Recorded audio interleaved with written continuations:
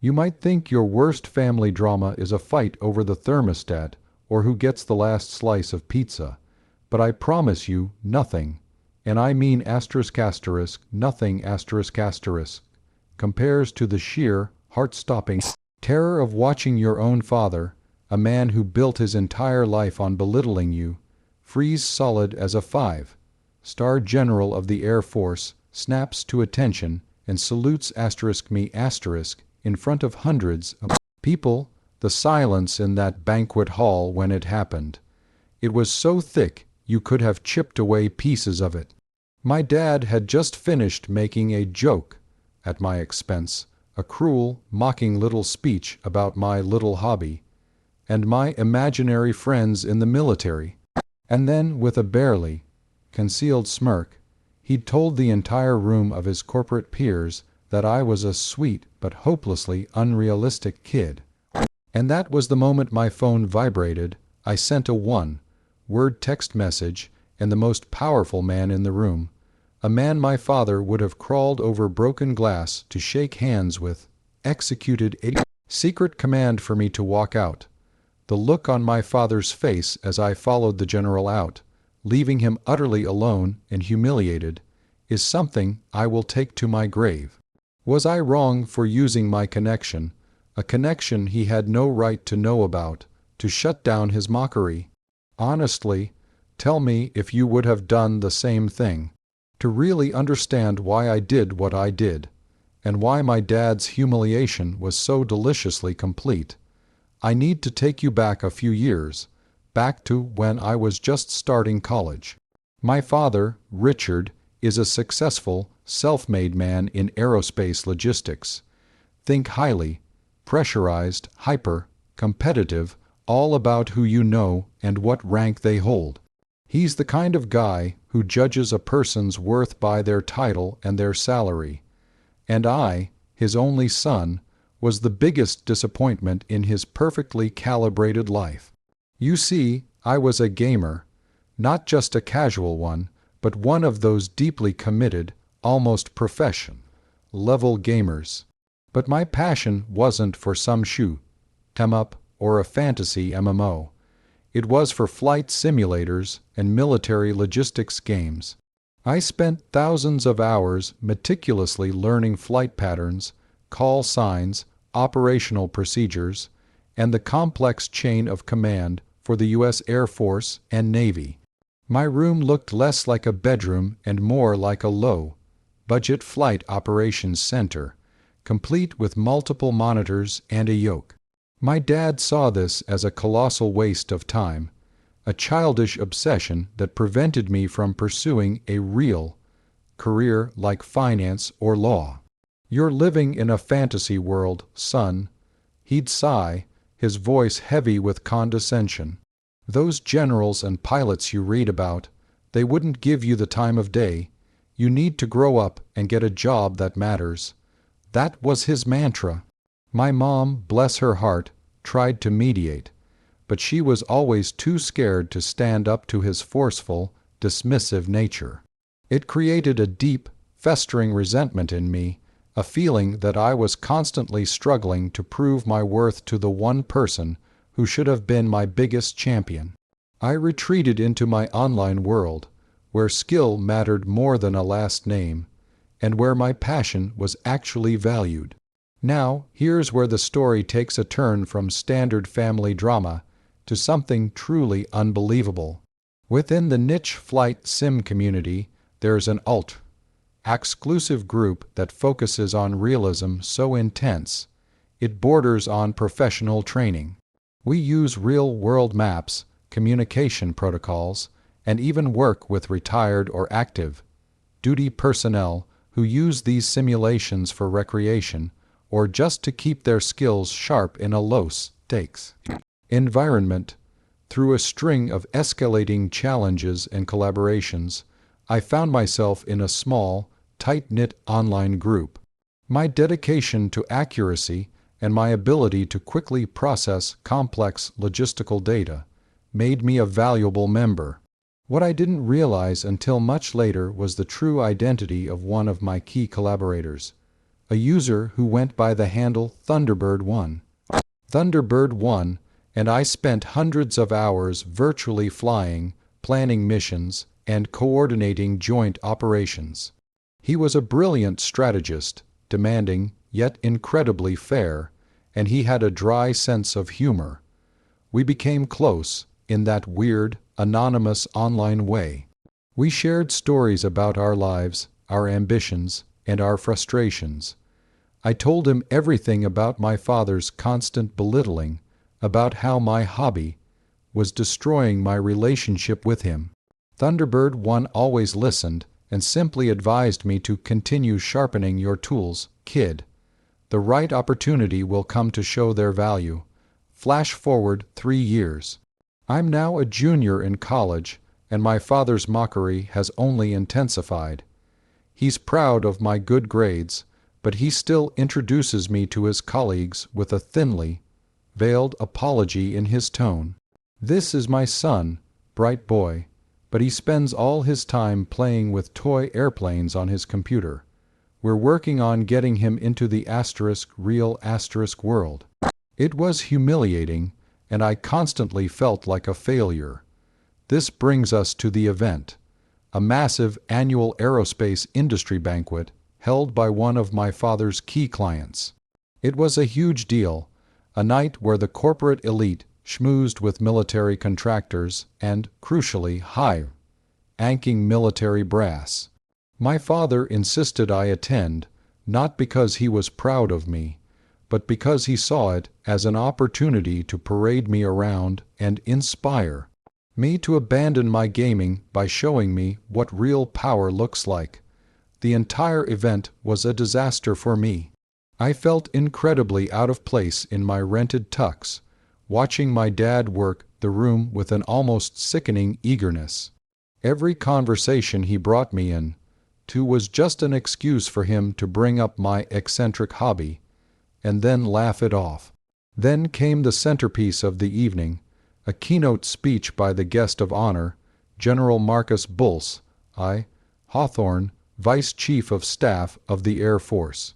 General Hawthorne was a legend, a pilot with an incredible combat record and now a key figure in the Pentagon.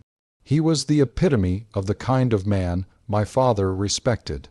As the general stepped up to the podium, I remember my dad leaning over and whispering, "See that? That's what you could have been if you hadn't wasted your life in a dark room. That man deals with real consequences, real power." The general gave a powerful speech about innovation and the need for new, outside-the-box thinking, even from unexpected sources. I felt a strange flicker of hope, but my dad quickly extinguished it. Later, during the cocktail hour, General Hawthorne was the center of an enormous, high-powered crowd. My father managed to elbow his way to the front, pulling me along. "General Hawthorne, sir," he boomed, a too bright smile plastered on his face.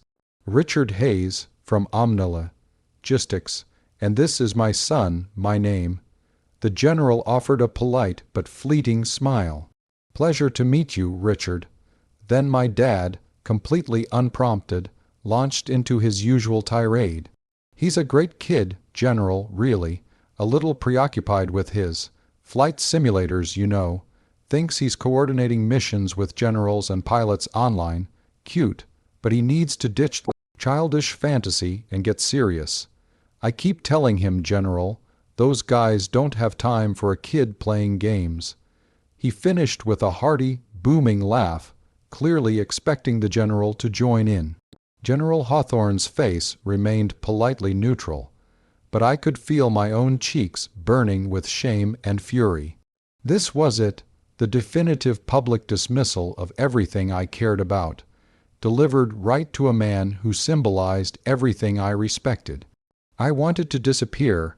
I wanted to scream. I wanted to prove them all wrong. The general simply nodded and was about to move on when something utterly insane clicked in my mind.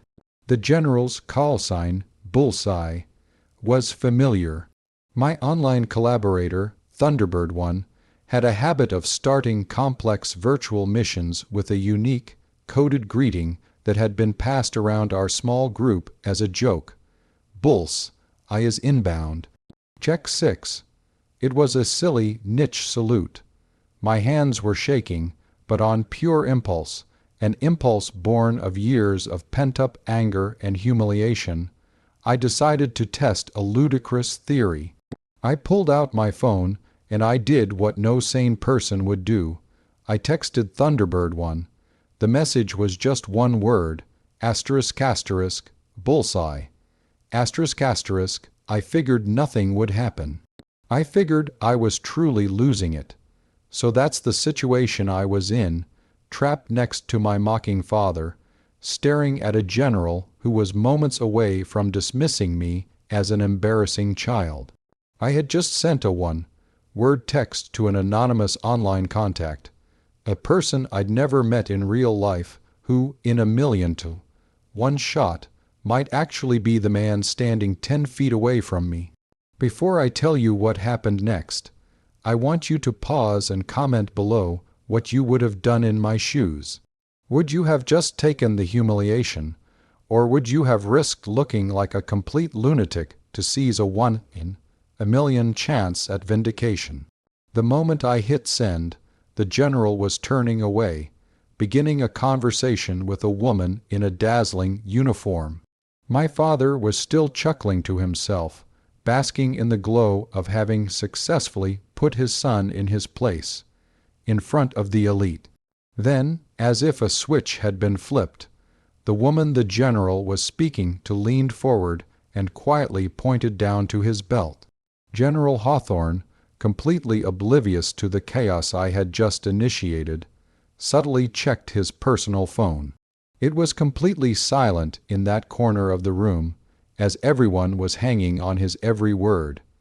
He looked at his phone, a flicker of professional detachment on his face. He read the text, and then everything stopped. General Hawthorne, the man who commanded thousands, the man who was the guest of honor, the man who was the object of my father's entire evening, froze. His eyes widened almost imperceptibly, just for a split second, and then they darted up and scanned the small crowd. His gaze locked onto mine. It was a look of pure, unadulterated recognition and surprise. He gave a single, swift, almost invisible nod, a gesture I instantly recognized from a dozen online mission briefings. He was acknowledging the call sign. He was acknowledging me. My father, still focused on his own corporate gossip, was completely oblivious. General Hawthorne then took a deep breath, and in a voice that cut through the polite murmuring of the room like a thunderclap, he stated, "Excuse me, everyone. I seem to have a priority operational matter that requires my immediate attention. All other communications are now subordinate." He paused, his eyes sweeping across the entire room, finally resting intensely on my face. Then, in a move that made my stomach drop and my father's mouth go dry, the general stepped around the woman, walked directly toward me, and stopped 3 feet away. My father, thinking he was about to get a final, exclusive word, puffed out his chest. Instead, General Hawthorne, the high-ranking officer in the room, ignored my father completely. He looked me straight in the eye, and with a tone that was both incredibly formal and strangely intimate, he said, "ThunderbirdOne is inbound. Mission has gone code black. The asset must be extracted immediately. The military jargon was a cover, a phrase only he and I, from our private missions, would understand. It was his way of confirming his identity and giving me a way out." Then, in the most shocking moment of the entire night, General Hawthorne snapped to a crisp, perfect parade rest the kind you only see in movies, and delivered a textbook salute directly to me. "Kid in the ill-fitting tux, sir," he said, the respect in his voice so thick it was a physical weight. "I'm ordered to escort you from the premises. Effective immediately. Priority clearance. We have your 6, kid." He was talking about the extraction plan we had joked about for stakes, real-world emergencies. The silence that descended upon the banquet hall was immediate and total. Hundreds of people, from corporate CEO to colonels, stopped talking, stopped eating, and just stared. General Hawthorne was saluting me.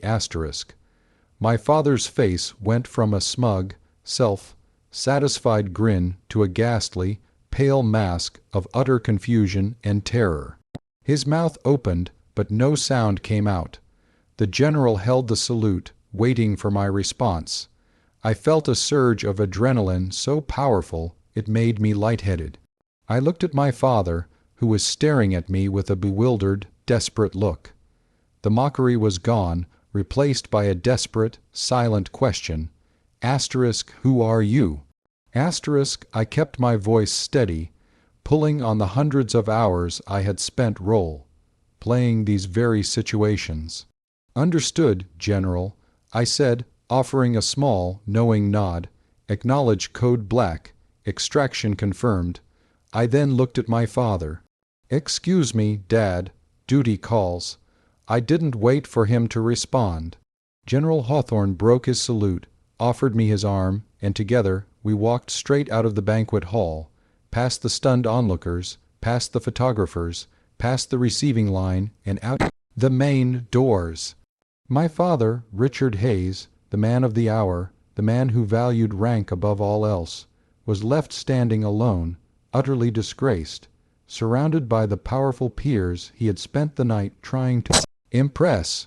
Once we were outside, the general led me to a waiting black sedan, where a driver was already holding the door. "Get in, kid," he said, dropping the formal act. He clapped me on the shoulder. "Seriously, your timing is impeccable. When I saw I pop up on my burner phone, I knew it had to be you. Only you and a handful of others know that stupid code." He then explained that he had used his flight sim group as a safe, anonymous way to blow off steam and keep his strategic mind sharp, and my logistical thinking had always impressed him. He told me he was so tired of my father's constant put-downs, which I'd shared with him, that he'd promised himself that if the opportunity ever arose, he would make a statement. "I saw your message, and I saw that look on your father's face," he admitted, a slight grin on his face.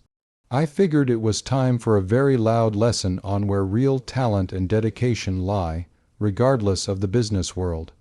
Your father respects rank. Fine, I gave him rank." He dropped me off a few blocks away, and before he left, he handed me his official, non-burner business card. "Call me. I think we need to talk about where you go from here. The Air Force has a need for people who think the way you do in logistics and mission planning. And it's not a childish hobby, it's a critical skill." The aftermath was even more dramatic. My father's reputation was utterly shredded. The next day, the rumors were flying. Was I a secret operative? A Pentagon consultant? Had I ordered the general to leave? No one could get a straight answer, and my father, mortified and deeply confused, had absolutely nothing to say. He never publicly mocked me again.